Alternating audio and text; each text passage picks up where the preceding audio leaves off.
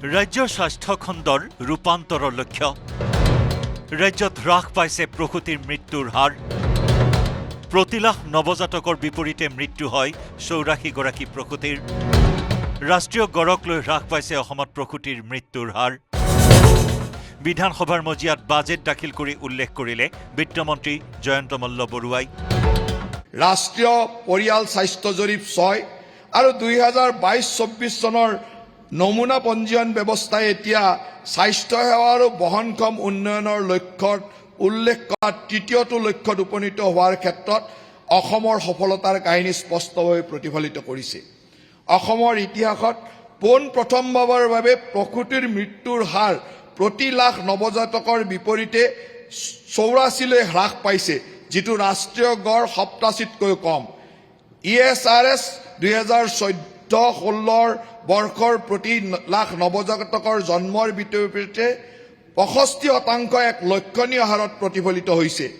অৰ্থাৎ অসমে ৰাষ্ট্ৰীয় স্বাস্থ্য স্থিৰাংকসমূহ উন্নত কৰাৰ ক্ষেত্ৰত অৰিহণা যোগাবলৈ আৰম্ভ কৰিছে। ৰাজ্যৰ প্ৰতিটো উপ স্বাস্থ্য কেন্দ্ৰত থাকিব এজনকৈ চিকিৎসক দেশৰ ভিতৰতে এই পদক্ষেপ গ্ৰহণ কৰা প্ৰথমখন ৰাজ্য হ'ব অসম উপ স্বাস্থ্য কেন্দ্ৰসমূহত থাকিব পৰ্যাপ্ত সংখ্যক নাৰ্ছ ঘোষণা বিত্তমন্ত্ৰী জয়ন্ত মল্ল বৰুৱাৰ চৰকাৰৰ কাৰ্যকালতে প্ৰতিটো উপকেন্দ্ৰত অন্তত এগৰাকীকৈ MBBS চিকিৎসকৰ দ্বাৰা শক্তিশালী কৰা হ'ব আৰু তেওঁলোকক প্ৰয়োজনীয় সংখ্যক ANM GNM নে সহায় কৰিব। মই আপোনালোকক জনাবলৈ পাই নথৈ আনন্দিত হৈছোঁ যে সমগ্ৰ দেশৰ ভিতৰত এনে ধৰণৰ এইটোৱেই হ'ব প্ৰথম পদক্ষেপ, য'ত উপ স্বাস্থ্য কেন্দ্ৰত MBBS ডক্টৰ থকাৰ কথা আমাৰ চৰকাৰে ঘোষণা কৰিছে।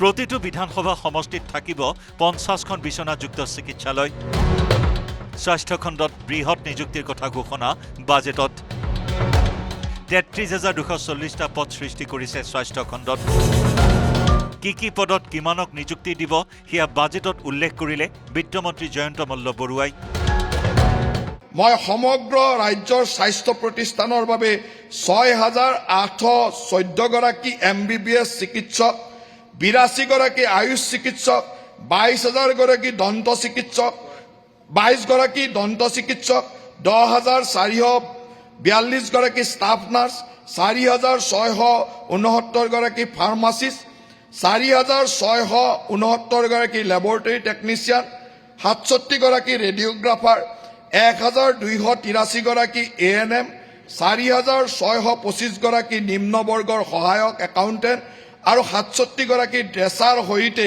প্ৰায় ৩৩,২৪০টা পদ সৃষ্টিৰ প্ৰস্তাৱ কৰিছোঁ।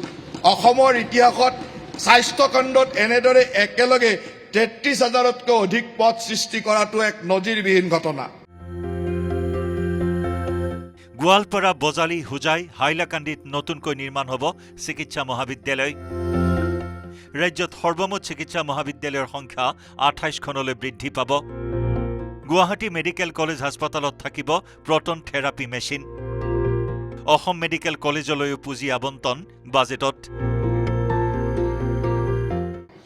অধ্যক্ষ মহোদয়, সদনে এই কথা জানি সুখী হ'ব যে অসমত ইতিমধ্যে ১৪খন চিকিৎসা মহাবিদ্যালয় আছে আৰু আন 10খন নিৰ্মাণৰ বাবে বিভিন্ন পৰ্যায়ত আছে। আমাৰ চৰকাৰে এতিয়া গোৱালপাৰা হাইলাকান্দি হোজাই আৰু বজালী জিলাত 4খনকৈ নতুন চিকিৎসা মহাবিদ্যালয় স্থাপনৰ প্ৰস্তাৱ কৰিছে। ইয়াৰ ফলত ৰাজ্যত চিকিৎসা মহাবিদ্যালয়ৰ সংখ্যা ২৮খনলৈ বৃদ্ধি পাব আৰু যিয়ে আমাক প্ৰতিখন জিলাতে একোখনকৈ চিকিৎসা মহাবিদ্যালয় স্থাপন কৰাৰ লক্ষ্যক অধিক ওচৰ চপাই আনিব। এতিয়া বাজেটত গ্ৰহণ কৰা প্ৰস্তাৱ অনুসৰি কাম কৰাটোৱেই হ'ব ৰাজ্য চৰকাৰৰ প্ৰধান লক্ষ্য যদিহে বাজেটত ঘোষণা কৰা অনুসৰিয়েই সকলো কাৰ্যকৰী হয় তেন্তে ৰাজ্যৰ স্বাস্থ্য খণ্ডই লাভ কৰিব নতুন মাত্ৰা। News desk report, news 18 Assam north east.